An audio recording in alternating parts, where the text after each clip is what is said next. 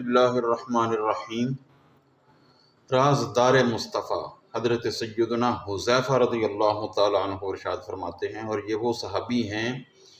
جو حضور علیہ السلام سے زیادہ تر روایات وہ بیان کرتے ہیں جن کا تعلق مستقبل کے حوالے سے ہے، غیب کی خبریں ہیں، قیامت کے قریب کیا ہوگا، کیسے فتنے ہوں گے، سد باب کیا ہے، یعنی حضور علیہ السلام کے رازوں کو جاننے والے۔ اسی وجہ سے ان کو صاحب سر مصطفیٰ کہا جاتا ہے، رازدار مصطفیٰ۔ فرماتے ہیں کہ مجھ سے میری والدہ نے پوچھا ایک مرتبہ کہ تم نبی اکرم صلی اللہ علیہ وسلم کی خدمت میں حال ہی میں کب گئے تھے؟ تو میں نے عرض کی اتنے دنوں سے میں آپ صلی اللہ علیہ وسلم حضور صلی اللہ علیہ وسلم کی خدمت اقدس میں حاضر نہیں ہو سکا، تو مجھ پر خفا ہوں۔ حضرت حذیفہ کہتے ہیں پھر میں نے ان سے کہا کہ آپ مجھے رحمت عالم حضور نبی کریم صلی اللہ علیہ وسلم کی خدمت اقدس میں حاضر ہونے کی اجازت دیجیے، میں آپ کے ساتھ صلاۃ مغرب پڑھوں گا۔ اور پھر ساتھ یہ کہا وَأَسْأَلُهُ أَن يَسْتَغْفِرَ لِي وَلَكِ، اور میں آپ سے اپنے لیے اور آپ کے لیے دعائے مغفرت کراؤں گا۔ اور جس کو حضور علیہ السلام سے مغفرت کی دعا مل جائے اس کی دنیا بھی کامیاب ہے اور اس کی آخرت بھی کامیاب، وہ کامیاب ہو گیا۔ چنانچہ کہتے ہیں کہ میں نبی اکرم صلی اللہ علیہ وسلم کی خدمت اقدس میں آیا اور آپ صلی اللہ علیہ وسلم کے ساتھ مغرب پڑھی، پھر آپ صلی اللہ علیہ وسلم کے ساتھ عشاء پڑھی۔ روایات میں آتا ہے کہ مغرب کے بعد صحابہ اکرام نے مسائل وغیرہ پوچھے تو ٹائم نہ لگ سکا آپ سے مغفرت کی دعا کروانے کے حوالے سے، تو مغرب پڑھی، پھر عشاء بھی پڑھی، اور پھر نبی کریم صلی اللہ علیہ وآلہ وسلم لوٹے تو حضرت حذیفہ کہتے ہیں میں بھی آپ کے ساتھ پیچھے پیچھے، یعنی آپ آگے آگے میں پیچھے پیچھے، تو آپ نے میرے قدموں کی آواز سنی، نہیں آپ نے دیکھا نہیں مجھے، قدموں کی آواز سن کے۔ جو لوگ کہتے ہیں کہ حضور علیہ السلام یہ نہیں جانتے یہ نہیں جانتے، تو ذرا اس حدیث پر غور کریں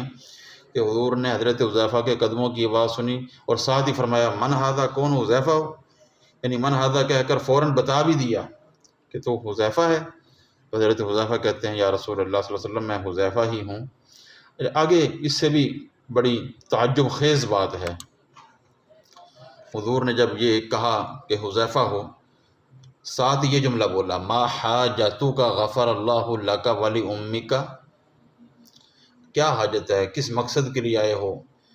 اور ساتھ یہ جملہ دعا دینے کے لیے جو حضور نے فرمایا غفر اللہ لک ولی امک، اللہ تمہاری اور تمہاری والدہ کی بخشش فرمائے، یعنی یہی دعا کروانے کے لیے حضرت حذیفہ گھر سے آئے تھے، اور حضور علیہ الصلوۃ والتسلیم نے سب سے پہلے حضرت حذیفہ کے حضور کو بتانے سے پہلے وہی دعا دی غفر اللہ لک ولی امک۔ اسی وجہ سے اعلیٰ حضرت فرماتے ہیں واہ کیا جود و کرم ہے شاہ بطحا تیرا،